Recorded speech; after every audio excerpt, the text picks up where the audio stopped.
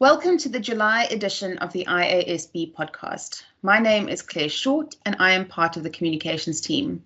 Today I'm joined by Hoogervorst and Sue Lloyd, Chair and Vice Chair of the International Accounting Standards Board, respectively. And we'll be talking about developments arising from the most recent board meeting held virtually between 22nd and 23rd July 2020. At the meeting, the board completed their technical discussions on two projects, IBOR and the Disclosure Initiative accounting policies. Sue, can you take us through the IBOR discussion and what the next steps will be?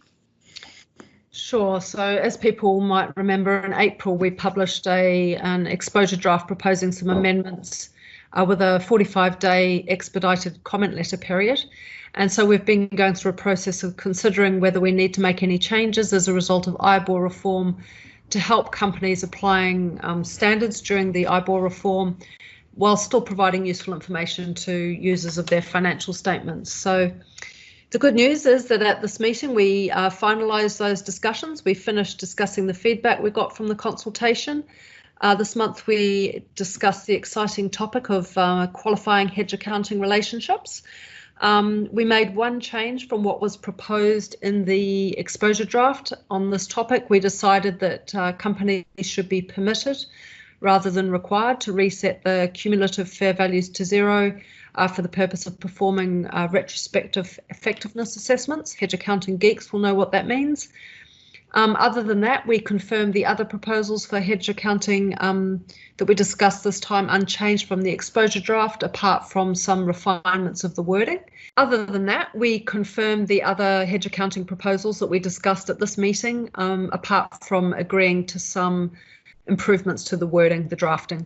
So that brought us to the end of the discussions for phase two. We also gave the staff the green light to move ahead to drafting these amendments, which means that we are on track to publish the amendments in August in accordance with our original planning.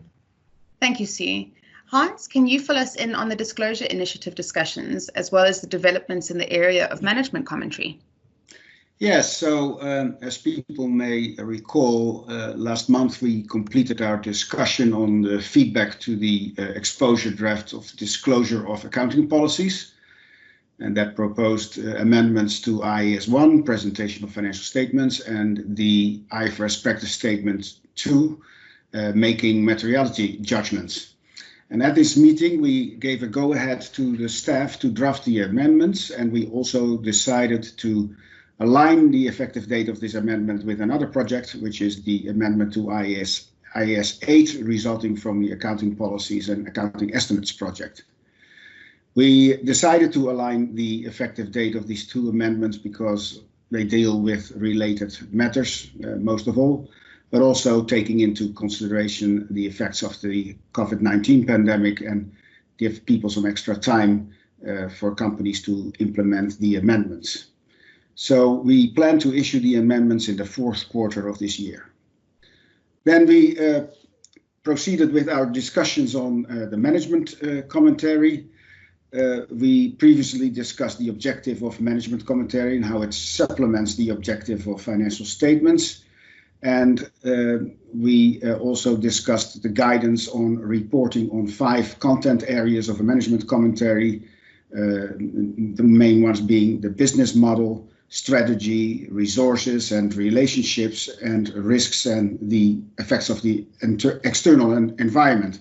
And these are all topics that cannot always be seen in the financial statements, but which are very important to investors. So at this particular meeting, we completed our discussion on the content areas. In particular, we looked at guidance on the reporting of financial resources, progress, performance and position, management measures and indicators, and forecasts and targets. And with this discussion, we completed our technical discussion on the management commentary in the board, and we plan to consult our stakeholders through publishing an exposure draft, hopefully in February 2021. Thank you, Hans. The board also discussed Extractive Activities, a research project that could result in a project being added to the work plan to replace or amend IFRS 6, Exploration for and Evaluation of Mineral Resources. Hans, can you tell us a bit more? Yeah, so firstly, we considered research findings on how companies would account for activities as if IFRS 6 and its related scope exclusions in IAS 16, property, plant and equipment, and IAS 38, intangible assets, as if these didn't exist. So basically, how would they normally apply IAS 16 and 38? Secondly, the staff presented their literature review on accounting for exploration and evaluation expenditure. And the literature review provided academic evidence that among IFRS companies, quite a bit of diversity existed on accounting policies for exploration and evaluation expenditures and the disclosure of information on reserves and resources. The board was at this point not asked to make any decision. We will continue to discuss the research findings, including an analysis of accounting policy diversity. And we will also hold educational sessions with the board to further develop our understanding. Thank you, Hans.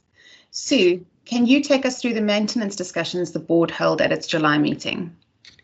Sure. So we wrapped up our discussion on one of our maintenance projects on lack of exchangeability. So this is a narrow scope amendment to a foreign currency standard, IAS 21. In this project, we're proposing to introduce some new requirements on how a company should determine the spot exchange rate to use when, in an extreme case, there's no exchangeability between two currencies. And I'm using that term loosely. There's particular criteria proposed for the very unusual cases when this would apply. So at this meeting, we wrapped up the discussions. We talked about the transition proposals and due process, and gave the staff the permission to move on to draft the exposure draft, which will go out later this year. Also, the staff gave us a summary of the decisions that were reached by the Interpretations Committee during its June meeting. Anyone interested in that can visit the IFRS Interpretations Committee page on the website or listen to our dedicated podcast, which is available on ifrs.org and on YouTube. Thank you. And that wraps up today's podcast. There won't be a podcast in August as there is no public board meeting in that month. The next board meeting takes place in September. Also taking place in September is the IFRS Foundation Virtual Conference, which combines the annual IFRS Foundation and World Standard Setters conferences. You can find out more and register to attend on ifrs.org. You can find all the episodes of our podcasts on our website, as well as on YouTube and your podcast player. To see the full IASB updates and the updated work plan, visit ifrs.org. If you have any comments on this podcast, please email communications@ifrs.org. Keep well until next time.